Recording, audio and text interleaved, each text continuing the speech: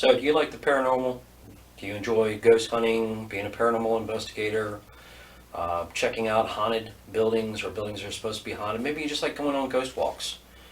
Uh, Whatever your take is in this field, whatever your goals are in this field, if you're serious about trying to catch evidence or you really want an awesome experience, one thing I'm going to tell you right offhand to definitely consider is the SB7 Spirit Box.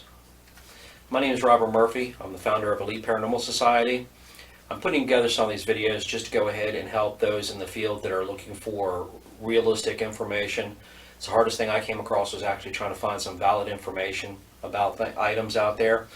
If you bring up the Spirit Box, the SB7 Spirit Box, and put it out a post on a group page, it's probably almost 50-50. 50% of the people say, yeah, I don't like it, it's no good, and the other 50% are like, wow, it's great, it's amazing, whatever.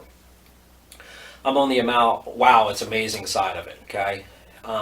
Most of the people that say they don't like it probably tried to use it at a location, and it probably didn't work.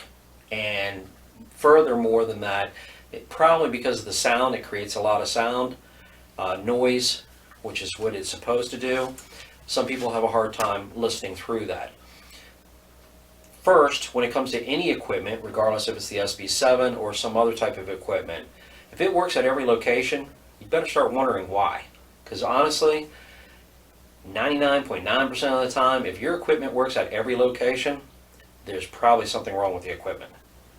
And works, it's your definition of what do you mean by work. But is it faulty? Is there an issue that's going on with it? Take the K2 meter, for instance. It's definitely one of the most popular pieces of equipment that have been out in the field for a while now, but most people do not understand. It's also one that is definitely most susceptible to having false readings. It is definitely subject to contamination and manipulation. Manipulation could be from the person who's actually using it, purposely trying to manipulate it, as far as making it go off when they want it to make it look that way.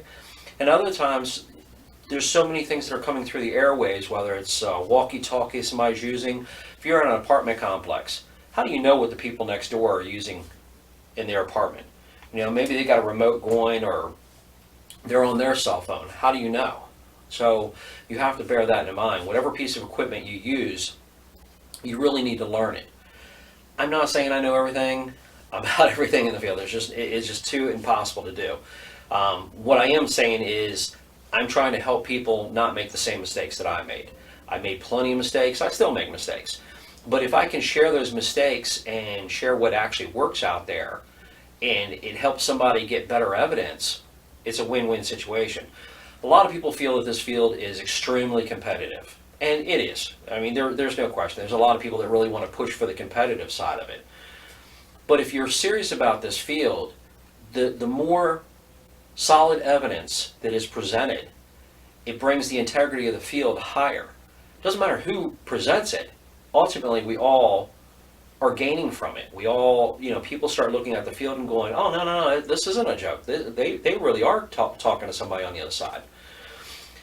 Now, if you're one of the people that are going, SB7, I don't like them, whatever, I don't know what your reason is for that. Maybe you tried it once, you didn't like it, maybe you're not used to it. We have to learn equipment no different than the spirits, ghosts, people on the other side, souls. They have to learn the equipment as well. So the SB7 is from the ITC section. When I say ITC, instrumental transcommunication. That means what we're doing is we're trying to provide some type of media. In this case, it's white noise. We're trying to create white noise, a lot of noise, for them to manipulate. Now, if you're a skeptic, that's great. Stay that way. But just follow me for a moment, if you would, please. If you're a skeptic, think of it this way. We're not broadcasting. We're not communicating like a CB. We're not going, hey, everybody out there. If you take one of these and you go in a basement, so we're not broadcasting out. It's only yourself and one other person in there. You guys are going to ask questions. Again, remember, we're trying to we want better evidence. Do you want better evidence than the people around you? I mean, realistically, do you want evidence that is like, wow, holy hell, how can you get that? This device can help you with that, quite honestly. If we go to a basement, and again, this is not broadcasting out like a CB or anything, and we ask questions and we get legitimate answers, specific answers. I say, what is my name? And I'm saying you can understand them. What is my name? And we hear Robert come through the spirit box. Is that pretty cool? Is it coincidental? I mean, realistically? Now, let me explain the spirit box for a moment. This is just an AM, forget the name. It's an AM FM radio that's been modified. It's modified to sweep through the radio station at a controlled rate. Now, if you go, it ranges from 100 ms to 350 ms. All that's saying is 350 it's going slower, 100 it's going faster. At 100, at the fastest setting on this particular device right now, at the fastest setting, you're going through between 10 and 14 stations a second. That's moving through some stations. Now, if I was going at 350, I'm probably only going through about 4 stations a second. So it's a lot slower. So at 4 stations a second, should I honestly be able to get my name through that? Well, we have to try to debunk. Remember, you're the skeptic, so help me debunk it. How often have you turned around and hit your radio station and the station next to it, it was bleeding over, so you could hear it? So realistically, if I'm only doing 4 stations a second, there could be bleed over and we could hear words come from that. It's feasible, it's possible, right? So instead of going there, I want to go to the fastest speed. I want to go at 100. Set it at 100, sweeping. I don't care if you sweep forward, you sweep backwards. You sweep backwards, just so you know, it doesn't mean that all the words are going backwards, okay? It's just going down through the radio stations rather than up through the radio stations. Really doesn't make a difference, quite honestly. But if you use this device and you go ahead and you start asking questions, specific questions, what is my name? I get Robert, that's one. One, I don't care, I still consider it coincidental. I know if I'm sweeping through, let's just say 10 stations a second, it should not say my name, especially when I'm just asking that. I'm not talking about what comes out in 20 minutes. We're talking about keep a window of about 20 seconds. That's what your target is. But you got to also have it beforehand as well as afterwards. Because what you're going to learn is sometimes they're giving you an answer before you say it. Because you thought it, which is energy, they heard you, they already know what you're thinking, and they're going to go ahead and start saying the answer. Okay, again, remember, skeptics, we're in the basement, right? Lights are out, it's dark. Now I go, how many fingers am I holding up? Seriously. So if I do that, only the people that are in that room that are close enough to see in the darkness know how many fingers I'm holding up at the time. If I get 5 comes back through here, again within about the 22nd. So I've already got my name and all of a sudden I've got something that's answering me intelligently, telling me how many fingers I have up. Debunk that. You can debunk that. You're the smartest man in the room. Or woman, sorry. Or whatever you want to claim yourself to be. Look, it's happened. We've done this live. We use these live. If you can go a step further, which most people do not. You can actually go ahead and use software. And again, we want to watch for manipulation, so you always keep your raw. But you can take software to actually get rid of all the static noise and hear the words. And you'll really be surprised what's going through. We can turn around while we're live and we'll say, hey, can you tell me the name of a viewer that's watching us right now? And we get Rebecca, which we have.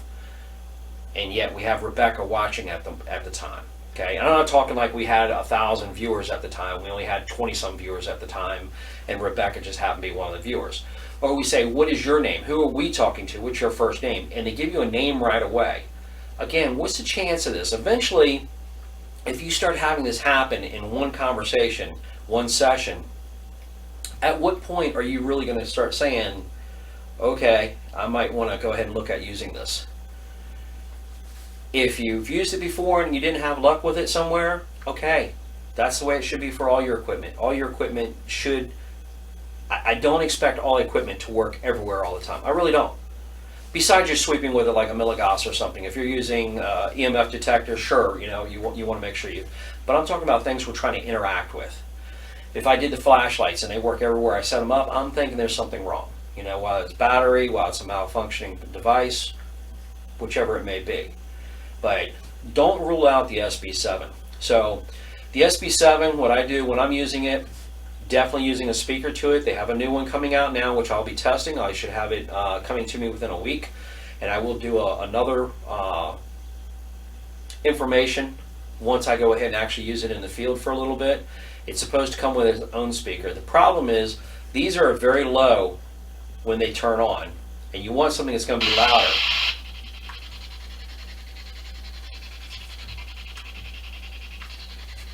That's it. Not very loud. So that's the downside to these devices. But if you're actually watching, I'm not sure it's going to get close enough. I'm going to get it really close so that you can see how fast it's actually going through the stations. So if I said, what is my name? And something comes through and tells me Robert. Again, if you're a skeptic, hold on to your skepticism as long as you can, but eventually, it can knock down some barriers. Give it a shot. I'm telling you, you have nothing to lose if you use this. If you don't want it, yours, and it's in good shape, let me know. I've got probably 6 on hand, however you want to say it. I probably have 6 of these right now, currently, because I really, really believe in them. The evidence that we have, you can listen to plenty. There's quite often we play a lot of audio, and more than half of it definitely comes from the Spirit Box. Some amazing audio comes from this. Just don't limit yourself. These things are phenomenal. Again, if you don't believe me, fine. I'm not losing anything. I'm just trying to help you gain something. So I have no reason to put you in the wrong direction. Remember, the more people that go ahead and get legitimate evidence, the better it is for all of us. So hopefully this video is informative for you. If it is and you like what you're seeing, man, I really urge you to give it a shot, because I'm telling you, these things have been phenomenal. They don't have pre-recorded voices in them. There's nothing programmed into them to go ahead so they make some spooky sound or whatever. What you got is legitimately what you're getting, and it's amazing what you can catch on these things. If you have a question, feel free to reach out. You can reach out to myself or my team. I'm Robert Murphy with Elite Paranormal Society. You can reach us on Facebook at www.facebook.com/elite, ELITE, para, PARASOC, /Elite Parasoc. If you reach out on us Facebook, send us a message. We'd be glad to go ahead and help you out with any questions you have about it.